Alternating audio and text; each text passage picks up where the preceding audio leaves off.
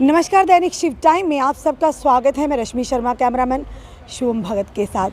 बात करें पत्रकारों की, बात करें कि मीडिया फर्टर्निटी की, हमेशा जनता की आवाज़, जनता की परेशानियों को हमेशा प्रशासन और सरकार तक लाने की कोशिश करते हैं। पर एक पत्रकार महज ऐसा होता है जिसके पास हर मंत्री का, हर ब्यूरोक्रेट्स का कहीं ना कहीं ब्यौरा होता है, क्योंकि पत्रकार के माध्यम से जनता अपनी परेशानियों को प्रशासन और सरकार तक लाने की कोशिश करते हैं। इस समय हमारे साथ जुड़ चुकी है वरिष्ठ पत्रकार, जो प्रिंट मीडिया से काफ़ी समय जिन्होंने दिया है, आम जनता को सर्व किया है, जगदीप सिंह जी। इनसे जानते हैं पत्रकारिता से सियासत तक का सफ़र। अब ये इन्होंने आम आदमी पार्टी का दामन थामा है। कुछ पत्रकारिता से जुड़े सवाल भी इनसे करेंगे और बात करेंगे आज की सियासत की, कि किस तरह से सियासत आज के दौर पर पत्रकारिता पर भी हावी है। जगदीप सर, सबसे पहले आपका बहुत बहुत स्वागत है। धन्यवाद, बहुत बहुत शुक्रिया, आपने मुझे अवसर दिया आप अपने सोशल मंच से बात रखने का। जी सर, पत्रकारों की ज़िंदगी आम जनता को समर्पित होती है। आम जनता के मुद्दे, चाहे वो बेसिक्स हो चाहे कोई और मुद्दे हो, हमेशा उनको उजागर करते हैं। पर आज तक कभी किसी ने पत्रकारों की बात नहीं की। चाहे कई सरकारें आई गई हों, एडमिनिस्ट्रेशन ने आई गई हों, बड़ी बड़ी बातें तो करती है, आज तक कोई भी ऐसी पॉलिसी पत्रकारों के लिए नहीं बनाई गई। पर आपसे ज़रूर जानना चाहेंगे, आपने काफ़ी समय दिया प्रिंट मीडिया को, एकदम से आपका सोच कैसी बदली कि आपने पत्रकारिता से सियासत का दामन थामा? आज आम आदमी पार्टी के आप स्पोक्स पर्सन हैं, क्या कहेंगे? ये पूरा आप जानना चाहेंगे आपके माध्यम से। रश्मि जी, आपने दो सवाल एक साथ किए हैं, मैं सिलसिलेवार ढंग से बताने की कोशिश करूंगा। जी। पहली बात जो आपने की कि क्यों आज मैं एक जर्नलिस्ट होने की बजाय एक राजनीतिक पार्टी के प्रांगण में खड़ा हूँ। मैं आपको मुख्तसर शब्दों में बताऊंगा कि जो 22-23 साल का वक्फा मैंने दिया, तो मेरी एक प्रायोरिटी रही, वो थी करप्शन। सिर्फ मैं पिछले 2 सालों की बात करूं तो 26 people my team had caught red handed while another people were greasing their palms. और 70 से ज़्यादा लोगों को, एक मैं आपको ये एक फिगर बता रहा हूँ, रेड हैंडेड रिश्वत लेते हमने धरा था। उसमें तमाम महकमे जो थे, डिपार्टमेंट्स शामिल थे। लेकिन हकीकत ये है कि आज आप एक स्टिंग ऑपरेशन करते हैं, 4 लोग सस्पेंड होते हैं, 6 महीने वो आधी तनख्वाह पर घर बैठते हैं और उसके बाद फिर से वो रिज्वाइन कर जाते हैं। तो आज स्थिति ये है कि आज एक जो अखबार है, चाहे वो किसी भी स्तर का क्यों ना हो, उसकी जो उम्र है वो महज घंटों तक सीमित हो चुकी है। ऐसे में अगर आप वाकई सीरियसली कुछ करना चाहते हैं समाज के लिए, कुछ नैतिक मूल्यों को सामने रखकर आप कुछ लीक से हटकर करना चाहते हैं, तो मुझे ये आज की इस तारीख में कतई संभव नहीं लगा, उल्टा आपकी जान पर बनाती है। ऐसी भी स्थितियां रही हैं मेरे साथ। जगदीप सर, आपने बिल्कुल सही पॉइंट किया। तो अब इतना करने के बाद देखिए, अब पिछले 6 महीने जब गर्मी का सीज़न गया, मैंने किसी पत्रकार बंधु से लेवल 3 की बुलेट प्रूफ लेके पहनी है। तो मतलब मैं ये आपको इसलिए बताने की कोशिश कर रहा हूँ कि इतनी करप्शन है कि आप चाह कर भी, मतलब आपको मैं एक छोटी सी एग्जांपल दूंगा। यहाँ पे एक कॉरपोरेशन हुआ करती थी, जैकफेड। तो जनाब आला, आप यकीन नहीं करेंगी, नाजरीन आपको कहना चाहूँगा कि हमने कुछ एक उनके नंबर्स ट्रेस किए और फिर मैंने उनको विद फोटोग्राफ्स, जिसका वो जो नंबर था गाड़ी का, मसलन कई 100 टन अनाज जिस गाड़ी पर ढोया गया, वो एक स्कूटी निकलती है। मतलब ये गिनीज बुक ऑफ रिकॉर्ड के लिए जाना चाहिए कि एक स्कूटी ने कई 100 टन जो अनाज ढो दिया। जब आप छापते थे, हम निरंतर छापते थे, तो वो जो सरकारी क्लर्क, वो बाबू बैठा हुआ करते थे, वो बड़ी बेशर्मी से अखबार को उठा के दराज में रख देते थे। नोबडी बादर्स। मतलब आप कर क्या सकते हैं इससे ज़्यादा? आप देखिए, विजिलेंस है, ये एंटी करप्शन ब्यूरो है, आप इनकी फिगर्स देखिए। आप देखिए, अगर आप कोई आरटीआई के जरिए आप देखना चाहेंगी, मैं आपको पुलिस डिपार्टमेंट की बात करता हूं, जो लॉ एंड ऑर्डर मेंटेन करता है, तो पिछले 4 या 5 सालों में 50 के करीब ऑफिसर्स हैं, जिनमें कुछ आईपीएस भी है, जिनके ऊपर मामले अलग अलग मसलों में, और जिसमें करप्शन बड़ा मसला था, दायर किए गए। लेकिन जो उनका रिजल्ट है, उसके आगे वो साफ लिखते हैं, जाँच जारी है। वो जाँच सालों से जारी है, कब तक जारी रहेगी कहना मुहाल है। तो नटशल में ही मैं ये कहूँगा कि आप अगर इस हमारे समाज में पनप चुके इस भ्रष्टाचार को, जो बड़ी गहराई से पेवस्त हो चुका है, हमारे समाज को एक दीमक की तरह इसकी जड़ों को खोखला कर रहा है, आप एक पत्रकार होने के नाते मैं जो कर सकता था मैंने किया, और अंत में क्योंकि देखिए एक और बड़ी बात है जो मैं आज कहना चाहूँगा, जब आप किसी बड़े नेशनल लेवल के किसी मीडिया हाउस को रिप्रेजेंट करते हैं तो आपका अनुभव बड़ा अलग रहता है। मसलन आप ये मानकर चलिए कि इस देश में जितने बिजनेस टाइकून्स हैं, कोई बिजली वाला है, कोई तेल वाला है, कोई कंबल वाला है, कोई दूध वाला है, टेलीकम्युनिकेशन का, तो उन लोगों ने अपना एक फ्रंट बना लिया है मीडिया को अपनी ब्लैक मनी को कन्वर्ट करने के लिए, या फिर आप ये कहिए कि अपने बाकी मसले मसाइलों को जो उनके जाती हैं उनको एक मतलब पब्लिक स्टेटस हासिल करने के लिए। तो ऐसी स्थिति में आप एक पत्रकार की बनस्पत जो है एक पीआरओ ज़्यादा हो जाते हैं। तो पत्रकारिता की चाटुकारिता में तब्दील होने के चलते मैंने ये निर्णय लिया था। ये आपके पहले सवाल का जवाब जी। अब आपने दूसरा सवाल किया पत्रकारों की स्थिति जी। हम जम्मू कश्मीर की बात करते हैं, मैं खास जम्मू की बात करना चाहूँगा।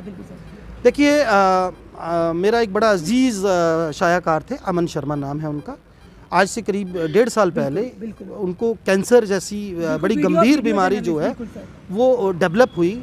अमन ने करीब अपनी सारी ज़िंदगी इस प्रोफेशन को दी। और आप स्थिति देखिए, जब उनके इलाज की नौबत आई, एक पत्रकार की स्थिति देखिए आप कि ना उसके पास कोई इंश्योरेंस है, हम लोगों के पास ना कोई पेंशन है, ना कोई जॉब सिक्योरिटी है। एक्रीडेशन के नाम पे जो इन्फॉर्मेशन डिपार्टमेंट हमें मुहैया करवाता है उसमें सिवाय आपको बस और रेल के किराए के और कुछ उपलब्ध नहीं है।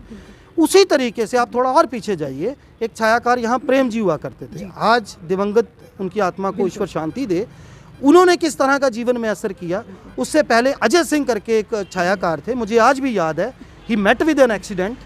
उनके बाद उनका एक बड़ा ऑपरेशन आज़ाद सरकार के टेन्योर में एक निजी नर्सिंग होम में होता है, और बाद में पता चलता है कि सरकार ने वो पैसे भी नहीं भरे। तो स्थिति ये है कि आज एक पत्रकार जो है वो उसकी वास्तु स्थिति इतनी नीचे गिर चुकी है, उसकी आर्थिक स्थिति इतनी नीचे गिर चुकी है कि वो एक महज, आप उसे यूँ कहिए कि वो एक ऐसा कर्मचारी बनकर रह चुका है जिसे सिवाय ऑर्डर्स ओबे करने के और कुछ करना उसके बस में नहीं। आप एक वरिष्ठ प्रिंट मीडिया से जुड़े हुए पत्रकार हैं, सही ना कहीं विडंबना है हमें भी कि आज के दौर में जिसे कहते हैं चौथा स्तंभ, कहीं ना कहीं चौथा स्तंभ अंदर से खोखला कर दिया गया है। सर देखिए, बहुत विडंबना की बात है जिसे मानते रश्मि जी, पत्रकारिता का ये जो चौथा स्तंभ जिसका आपने जिक्र किया, मुझे नहीं पता बाकी लोगों का इसके ऊपर क्या दृष्टिकोण है। मैं आम आदमी पार्टी की तरफ से, जो मेरी अपने आला दर्जे के जो हमारी पार्टी के जो नेता हैं, जो आला कमान हैं, उनसे जो बात हुई है, देखिए मजीठिया कमीशन की सिफारिश, मैंने उस दिन भी ये बात कही थी, मैं आज भी डंके की चोट पर ये कहना चाहता हूँ, आम आदमी पार्टी अगर जनादेश के साथ जम्मू कश्मीर में आती है तो हम निश्चित तौर पर, फिर भले ही हमें बड़े मीडिया हाउसेस सपोर्ट करें या ना करें, लेकिन जब पत्रकारों की बात आती है तो ये पहला प्रदेश बनेगा जहां मजीठिया की सिफारिशें शत अक्षर शत उसी तरीके से दर्ज की जाएंगी, उसी तरीके से उनको इम्प्लीमेंट किया जाएगा जैसी कि वो लिखी गई। सर एक चीज़ सुनेंगे कि जिस तरह से बात करें बड़ी बड़ी पार्टियों की, अगर भाजपा की बात करें तो लोग जुड़ते हैं, कहते हैं विचारधारा को देखकर जुड़े हैं, तो आपने आम आदमी पार्टी ही क्यों चुनी? क्या वाकई आप भी इसकी विचारधारा को लेकर जुड़े हैं या इसके पीछे का कारण कुछ हो रहा है? क्योंकि जिस तरह से आपने जाना कि पत्रकार की देखा जाए तो अपनी कोई लाइफ नहीं है। अमन शर्मा जी की बात की, काफ़ी साल यानी कि पूरी ज़िंदगी उन्होंने पत्रकारिता को देगी, पर आखिरी में उनके साथ क्या हुआ? कोई सिक्योरिटी नहीं। वही शुरू से ही हमने बात की, सरकारें बनाने में, मंत्रियों को बनाने में पत्रकारों का बहुत बड़ा हाथ होता है, ये आप भी जानते हैं, हम भी जानते हैं। पर आज तक उन्हीं सरकारों ने, आज तक उन्हीं मंत्रियों ने, संतरियों ने कभी भी पत्रकारों के लिए कोई भी प्रावधान नहीं सोचा। कहीं ना कहीं इस चीज़ से मन दुखता तो है। हम नहीं, जो आने वाली जनरेशन होगी, आने से पहले कई बार सोचेंगी कि इस लाइन में, इस प्रोफेशन में जाना चाहिए या नहीं जाना चाहिए। देखिए रश्मि जी, आप बिल्कुल ठीक कह रही हैं, लेकिन एक और बड़ी विडंबना है। हम जब एक पत्रकार को चाटुकारिता करते हुए किसी चैनल पर देखते हैं या किसी अखबार में उसकी लिखी हुई शैली को पढ़ते हैं, तो तब एक आम आदमी ये नहीं समझ पाता कि वो बेचारा एक दिहाड़ीदार है, उसे वही करना है जो उसे कहा जा रहा है, जो कंपनी इसका है कहेंगे, और जो बिजनेस टाइकून्स जैसे मैंने पहले जिक्र किया पीछे बैठे हैं, उनका कहाँ इसके साथ क्या इंटरेस्ट है, उसके लिहाज से बात होती है। दूसरा, आपने जो मुझसे पूछा कि आम आदमी पार्टी ही क्यों, तो ये निस्संदेह एक जर्नलिस्ट जो है वो बड़ी बाखूबी से ये समझता है कि कौन सा पॉलिटिकल पार्टी जो है, कौन सी तंजीम जो है वो उसकी जो वास्तुस्थिति है राजनीतिक के गलियारों में या जनता के बीच वो क्या दर्जा रखती है। तो आम आदमी पार्टी का जो मुझे दृष्टिकोण दिखने को मिला उसको मैं अगर बड़ी संजीदगी से कहूँ तो अरविंद केजरीवाल जी जो हैं इन्होंने ये सिद्ध करके दिखाया। अन्ना हजारे साहब जो है उनका एक बड़ा मूवमेंट था, कोई दो राय नहीं। केजरीवाल साहब पर ये आरोप भी लगते रहे कि इन्होंने उस इतने बड़े मूवमेंट को कैश किया था। लेकिन सवाल ये है कि आज अन्ना जी जो हैं उन्होंने प्रैक्टिकली क्या वो कर पाए। अरविंद केजरीवाल जी ने राजनीति में आकर अपने हाथों को उस गंदगी में डालकर बड़ी साफगोई से इस तरीके से साफ करके एक ऐसा जीवंत उदाहरण पेश किया है देश की राजधानी में। और इतना बड़ा जनाधार, इतना बड़ा मैंडेट उनको अगर मिला है तो निश्चित तौर पर अरविंद केजरीवाल जी ने एक बड़ी different kind of epitome he has set. और यही वो एक बड़ा कारण है जो मेरा प्रेरणा स्रोत रहा। और मुझे ये लगता है कि जो पॉलिटिकल पार्टी, जो सियासी तंजीम प्राथमिकता कुर्सी को, ताकत को या सत्ता को ना देकर जनमानस की बुनियादी ज़रूरतों को लेकर देखती है, वो मुझे आम आदमी पार्टी लगी, जिसकी चलते मैं आज यहाँ पर। आपको लगता है कि या ये सोचेंगे जिस तरह से आप प्रिंट मीडिया से जुड़े थे, वो जो खुलेआम चीज़ करना चाहते थे आप जनता के लिए, जो खुलेआम जिन चीज़ों को एक्सपोज करना चाहते थे वो वहाँ नहीं कर पाए, पर अब एक ऐसा प्लेटफॉर्म है यहाँ आप वो चीज़ें कर पाएंगे? देखिए रश्मि जी, मैं आपको एक छोटे से उदाहरण से बताता हूँ। पिछली मर्तबा जब चुनाव हुए तो मेरे पास बड़ी सारी ऐसी इन्फॉर्मेशन थी, मैं एक का जिक्र करता हूँ। एक शख्स को एक बड़ी पार्टी का मैंडेट मिलता है, उसके पास 2 आधार कार्ड और 2 वोटर कार्ड थे।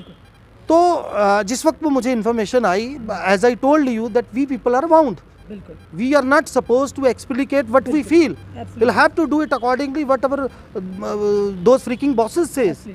तो उस शख्स को बाद में कबीना में भी जगह मिली। तो मतलब मेरा कहने का है कि जब आप जो चाहते हैं वो कम से कम, मैंने आपको पहले कहा कि आज के इस दौर में स्थिति ऐसी बन चुकी है कि आप चाहकर भी जनहित में, आम जन के लिए वो नहीं कर पाते एक जर्नलिस्ट होने के नाते जो आप करना चाहते हैं।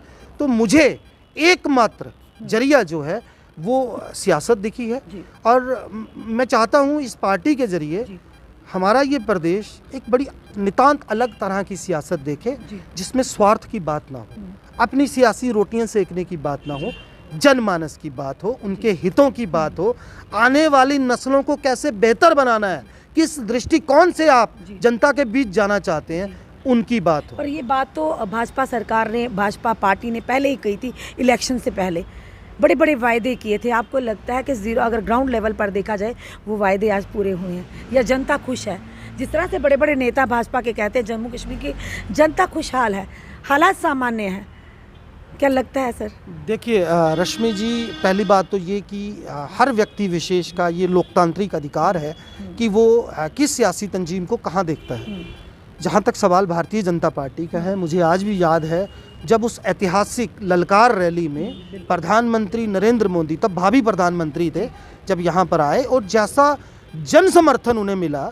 और ये सच्चाई है कि उस वक्त की सरकार ने, इवन वो रैली जो लाखों में तादाद में जो लोग जुटे थे, अगर हज़ारों की तादाद में लोगों को अभी रोका ना जाता तो वो संख्या और बड़ी ज़्यादा होती। और वो एक ऐसी लोकप्रियता का उनका वो एक ऐसा, मतलब आप ये मान के चलिए कि नायाब किस्म का उदाहरण था कि वो पार्टी जिसने 1 से 25 का सफ़र जो है, मतलब भूमि आंदोलन से उनको 10 की माइलेज मिली और फिर वो 25 तक आ पहुँचे। लेकिन वास्तुस्थिति जो है, अब देखिए आज हम बात करते हैं बेरोजगारी की, आप बात करते हैं भ्रष्टाचार की, आप बात करते हैं भुखमरी की, जवाब आगे से क्या आता है? आगे से वो बात पाकिस्तान की करेंगे, बालाकोट की करेंगे, सर्जिकल स्ट्राइक की करेंगे, कश्मीरी सियासतदानों की करेंगे। देखिए आज एक आम आदमी को सबसे पहले एक ऐसा करियर चाहिए जहां वो कम से कम 2 जून की रोटी इज्जत से कमा सके। तो आप अगर जनता को निरंतर मूर्ख बनाने की कोशिश करेंगे तो कम से कम शुरुआत में नहीं, एक समय ऐसा आएगा जब एक आम आदमी को ये समझ में आना शुरू हो जाएगा कि उसके साथ हो क्या रहा है। बिल्कुल आपने ठीक कहा जगदीप जी। एक बात करेंगे बड़े बड़े नेताओं की, जिस तरह से बात करेंगे, जनता के साथ वायदे तो करते हैं पर कहीं ना कहीं उन वायदों पर खड़ा नहीं उतरते। आम आदमी पार्टी किस तरह से अपना वर्चस्व जो है जनता पे जाएगी, बनाएगी, और जिस तरह से दिल्ली में एक मॉडल के रूप में सामने आई है, क्या जम्मू कश्मीर भी, खास करके जम्मू की बात करें, इसी तरह का मॉडल जम्मू में देखने को मिलेगा? ना केवल जम्मू में बल्कि जम्मू कश्मीर में, कश्मीर हमारे देश का एक अभिन्न अंग है और इसमें कोई दो राय नहीं। और ये भी मैं आपको यहाँ कहना चाहूँगा कि ये वो सियासतदान ही थे जिन्होंने कश्मीर और जम्मू के बीच की खाई को गहरा करके पाट दिया। रही बात आम आदमी पार्टी की, बिजली की बात हो, पानी की बात हो, मोहल्ला क्लिनिक की बात हो, सरकारी स्कूलों की बेहतर व्यवस्था की बात हो, टोल प्लाजास का इशू है जो एक तरह से इन्होंने मतलब आज एक आम आदमी को इतनी ऐसी स्थिति में ला खड़ा किया है कि वो विरोध करने की भी स्थिति में नहीं।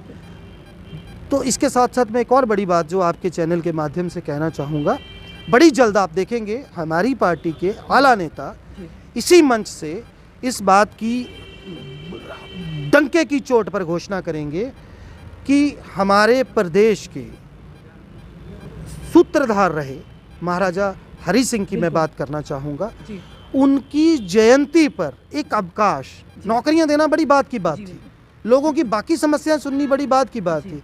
आप उनके कल्चर को, उनके ट्रेडिशन को, उनकी संस्कृति को नहीं बचा पाए तो उन्होंने क्या किया, इसको आप छोड़ दीजिए। हालांकि भारतीय जनता पार्टी सत्तासीन तो रही, परोक्ष रूप से आज भी सत्ता में है, मरकज में ये बैठी हुई है। अगर आम आदमी पार्टी एक व्यापक जनाधार के साथ सत्तासीन होती है तो मैं आज आपके इस मंच से दावे के साथ ये कहना चाहता हूँ, ये हमारे चुनावी घोषणा पत्र में होगा कि हमारी सरकार के पहले दिन के पहले घंटे का पहला आदेश ये होगा कि हम महाराजा हरि सिंह की जयंती पर अवकाश घोषित करेंगे। और क्यों ना करें, देखिए मैंने पहले बात की कि शेख मोहम्मद जो है वो एक बड़ा नाम है। अब मतलब नेशनल कॉन्फ्रेंस को तो उन्होंने चलो एक बड़ी तंजीम बनाया, सियासी तंजीम बनाया, कश्मीर के लोगों में भी उनके लिए बड़ा एक प्यार, एक बड़ा खलूस था, तो उनको शेर कश्मीर कहा जाता। हमें कोई गुरेज नहीं, इसमें कोई एतराज़ नहीं। लेकिन महाराजा हरि सिंह डुग्गर प्रदेश के इन खंड मिठे लोग जो डोगरे हैं, जो देश को प्रेम करने वाले लोग हैं, उनका वो गौरव है, वो बब्बर शेर से कम नहीं है अगर वो शेर हैं तो उनकी जयंती पे एक अवकाश की बात थी। तो जो कि प्रदेश अध्यक्ष हैं रविंद्र राणा जी ने राजपूत सभा का जब आंदोलन चला तो उन्होंने कहा कि छुट्टी दो, वो भी मांग रहे थे अब छुट्टी। अब किससे मांग रहे थे, केंद्र में सरकार इनकी, देखिए गवर्नर साहब उनकी, तो किससे मांग रहे थे हमें भी ये समझ नहीं आई। पर हाँ, उन लोगों के साथ उन्होंने ये कहा कि छुट्टी दी जाए। रश्मि जी, मैं एक चीज़ बोलूँगा जी, बाकी सब करना पर चिंता नहीं करनी।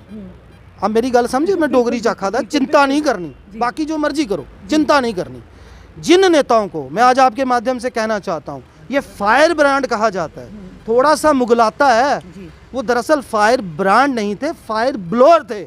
और इन्होंने नफरत की आग को, नफरत के जहर को उगला है। जब इनसे आप बात करते हो बेरोजगारी की तो ये लाल चौक में झंडे की बात करते हैं, आप इनसे बात करते हो भुखमरी की या उन लोगों की वास्तुस्थिति की, नशे की, हर वो ज्वलंत समस्या की जो आम आदमी पेश कर रहा है आज की डेट में, जिसको फेस कर रहा है, तो ये कहानी घुमाकर पाकिस्तान पर ले जाते हैं। तो मेरे को एक बड़ी बिना लाग लपेट के आपके माध्यम से एक बात कहनी है, कोई क्या समझता है, किस पॉलिटिकल पार्टी ने क्या किया, ये उसका धर्म। आम आदमी पार्टी हर उस मुद्दे पर, और एक बड़ा मुद्दा मैं आपसे जो शेयर करना चाहूँगा, 1.5 लाख से ज़्यादा अस्थाई कर्मचारी हैं जिनको इन्होंने कभी ना कभी अपने सियासी मुफाद के लिए एक तरह से, ये नौकरीशुदा बेरोजगार है। मुझे आज भी याद है जब हम लोग कवरेज करवाते थे नए साल पर, आधी रात को जाकर ये लोग टेंट लगा के, चाहे सर्दी हो या गर्मी हो, वो चाहे फिर वो आप देखिए वो चाहे वो होमगार्ड वाले थे जो आज एक इतिहास बन गए, या फिर वो आपके कंट्रेक्चुअल लेक्चरर्स हैं, एसपीओज हैं, पीडीडी के वो दिव्यांग लोग हैं। बहुत एक बड़ा एक सिलसिला है इसका, तो हम उस पर भी बड़ी संजीदगी से काम करेंगे। मुख्तसर शब्दों में मैं इतना ही कहना चाहूँगा कि हमारी पार्टी एक बड़ी सशक्त सोच के साथ जम्मू कश्मीर में सामने आई है, और हमारा दृष्टिकोण बड़ा व्यापक और बड़ा सुदृढ़ है। हमें उसमें किसी तरह की कोई उसमें कोई संशय नहीं है। और यही सब चीज़ें आपको हमारे चुनावी घोषणा पत्र में भी बहुत जल्द सर, एक निकट भविष्य में आखिरी सवाल करेंगे। अब आप पूर्व पत्रकार रहे हैं, अब आपने सियासी पॉलिटिकल पार्टी का दामन थामा। एक पार्टी भाजपा की बात करें तो लगातार बड़े बड़े हम देश के सच्चे भगत हैं ऐसी बातें करते हैं। अगर विपक्ष थोड़ी सी भी बात करता है उस चीज़ को आंदोलन की शक्ल में उन पर कटाक्ष करते हैं। अभी हाल ही में आपने देखा होगा भाजपा के अशोक कोल जी ने कहा हमारे जो आतंकी शहीद हुए हैं, इस पर भाजपा के किसी भी नेता ने बयान नहीं दिया। लगातार सोशल मीडिया पर वो वीडियो वायरल हो रहा है, उसके बारे में आप क्या कहते हैं? हम ये नहीं कहेंगे आज पूर्व पत्रकार, एज ए सियासी पार्टी से जुड़ने के बाद किस तरह की आपके जो व्यूज़ रहेंगे इसको लेकर, इस तरह की बात करना, क्या एक इतने वरिष्ठ नेता जो भाजपा से जुड़े इस तरह की बात, या ये कि स्लिप ऑफ टंग भी कह सकते हैं, पर इस तरह की चीज़ें मुंह से निकलना किस तरफ हो के लिए? एक तरफ आप हर समय कहते हैं पाकिस्तान महबूबा मुफ्ती, विपक्ष को आप कटघरे में खड़ा करते हैं, और दूसरी तरफ आपके मुख्य बिंदु से इस तरह की बातें निकलना किस तरफ दिशाता है? सर रश्मि जी, पहली बात तो मैंने ये स्टेटमेंट उनका सुना नहीं है। जहाँ तक उनके मुखार बिंद से अगर ऐसे कोई अल्फाज निकले हैं तो मैं आपको याद दिला दूँ कि ये वही भारतीय जनता पार्टी है जब शपथ समारोह चल रहा था दिवंगत मुफ्ती मोहम्मद साहब की उपस्थिति में, तो डॉक्टर निर्मल सिंह का जो उस वक्त का जो उनका स्टांस था मुफ्ती साहब के उस बयान पर, जिसमें उन्होंने कहा था कि पाकिस्तान की सपोर्ट से और मिलिटेंट्स की सपोर्ट से ये जो चुनाव थे उस वक्त के वो अच्छे ढंग से संपन्न हुए। तो ये एक इनका इतिहास रहा है। मैं एक बात आपको कहना चाहूँगा, इनका क्या दृष्टिकोण है, ये किस तरीके से कश्मीर की समस्या को देखते हैं, किस तरीके से ये कश्मीर के अंदर अपने जनाधार को, अपने वर्चस्व को बनाने के लिए अभी तक इन्होंने किस तरह से काम किया है, वो उनका जाति मुद्दा है। मैं रश्मि जी आपसे ये बात कहना चाहूँगा, हमारी जो सोच है वो नितांत अलग है, वो आम जन की समस्याओं से जुड़ी है। हम बात करेंगे, जैसे मैंने पहले कहा, बेरोजगारी की, जो आज की तारीख में सबसे बड़ा मुद्दा है, नशे की, जिसने आज हमारे इस जम्मू प्रांत की मैं बात करूं तो ऐसी स्थिति बना दी है कि आपको सहज यकीन नहीं होगा, पुलिस महकमे के लोग ही नशा बेचने पे उतारू हो चुके हैं। इतनी करप्शन है, मैं बार बार भ्रष्टाचार की बात करता हूं। तो ऐसी स्थिति में बनस्पत इसके कि कौन क्या कर रहा है, हाँ, ये कथित तौर पर मैं एक बात आपको आखिर में कहना चाहूँगा। देखिए, अगर मीडिया कर्मी कोई आवाज़ उठाता है इस भ्रष्टाचार के खिलाफ, पर उन पर भी दबाव बनाया जाता है, या उन पर सीधा कोर्ट में जाकर कोई केस दायर कर देंगे, या किसी बहाने से लपेटने की, प्रेशराइज करने की, ये भी आज के दौर में बड़ी समस्या है। सर आप बताइए, वरिष्ठ पत्रकार, हमें किस तरह से काम करना चाहिए? हम तो कर रहे हैं बेबाकी से। देखिए रश्मि जी, इसमें एक बात बड़ी साफ़ है, जब आप साफ नीयत के साथ, प्रॉपर होमवर्क के साथ कहीं पे भी किसी तरीके का कोई खुलासा करते हैं और आपका जो ओवरऑल ग्राउंड वर्क है वो बढ़िया है, तो आपको उसमें बिल्कुल भी कहीं पे भी घबराने की ज़रूरत नहीं है। आज भी इस देश में बुलंद पत्रकारिता के हज़ारों नमूने हैं। ऐसा नहीं है कि सारी की सारी पत्रकारिता जो है वो चाटुकारिता की तरफ चल पड़ी है, लेकिन ये ज़रूर है, मुझे कई बार ये कहने में कोई गुरेज नहीं है कि आज जो स्थिति बनी हुई है उसमें जो ऐसे पत्रकार हैं जो सचमुच चाहते हैं, जो वास्तव में चाहते हैं कि वो कुछ बेहतरीन करें समाज के हित में, उनका मनोबल गिर रहा है। वो ना गिरे, उसके लिए ज़रूरी है कि वो अपने इस मिशन में पूरी संजीदगी के साथ लगे रहें। और मुझे यकीन है कि जब आपको पब्लिक का सपोर्ट मिलता है तो आप निश्चित तौर पर वो कर सकते हैं जो आप करना चाहते हैं। बिल्कुल, धन्यवाद जगदीप सर हमारे साथ जुड़ने के लिए। दोस्तों, ये थे हमारे साथ जगदीप सिंह जी, जो कि एक वरिष्ठ पत्रकार है। काफ़ी समय इन्होंने प्रिंट मीडिया के माध्यम से जनता को सर्व किया, और अब तक का सफ़र जो इनका सियासत तक आने का क्या सफ़र था, वो पूरी बातें अपनी व्यूवर्स के समक्ष रखी। सवाल वही है, बार बार हम अपनी जनता से भी कहते हैं, बड़ी बड़ी बातें तो करते हैं, सब पॉलिटिकल पार्टी, जितनी भी सियासी पार्टी हैं, पर आम जनता के मुद्दे आज भी वही हैं। जहाँ एक तरफ बात की जाती है भ्रष्टाचार खत्म करने की, पर करेगा कौन, आप, हम, या वो नेता? सवाल ये है कि आज पत्रकार भी, जिस तरह से सर ने कहा, काफ़ी अच्छी जानकारी हमें मिली, और जो भी समय हम देख रहे हैं, जो नए न्यू कमर्स हैं इस लाइन में, अगर कभी भी आपको कोई क्वेरीज हो, आप जगदीप सिंह सर से ज़रूर कांटेक्ट कर सकते हैं। हम इनका नंबर भी फ्लैश ज़रूर करेंगे, क्योंकि काफ़ी सारी जानकारियाँ, काफ़ी सारी अच्छी बातें सीखने को, इंसान मरते दम तक सीखता रहता है। पर सवाल वही रहेगा, बार बार हम यही कहते हैं, आखिर सियासत का नाम ही बदलाव हुआ और ये बदलाव जनता को लाना है, आपके सहयोग से होगा। और जिस तरह से इन्होंने कहा कि केजरीवाल जी की जो पार्टी है आम आदमी पार्टी, एक विचारधारा है, जिस विचारधारा के साथ लोग भाजपा के साथ जुड़े थे और कहीं ना कहीं मायूसी हाथ लगी है, पर एक महज विकल्प बनकर आम आदमी पार्टी जम्मू कश्मीर में उतरेगी और जिसका समर्थन अब जनता को करना। अब ये जनता के सर फैसला है कि जनता वाकई अपनी मूल सुविधाएं चाहती है, वो बेसिक नीड्स जो जनता का अधिकार उनको मिलना या लेना चाहती है या नहीं, या फिर वही खोखले वादों पर ही ज़िंदगी निकालनी है। अपने कमेंट ज़रूर कमेंट बॉक्स में दीजिए। ये वीडियो आपको कैसा लगे, अपने सुझाव भी दीजिए और इस वीडियो को ज़्यादा से ज़्यादा शेयर कीजिए। जुड़े रहिए ऐसे ही हमारे साथ अगले अपडेट के लिए। जय हिंद, जय भारत।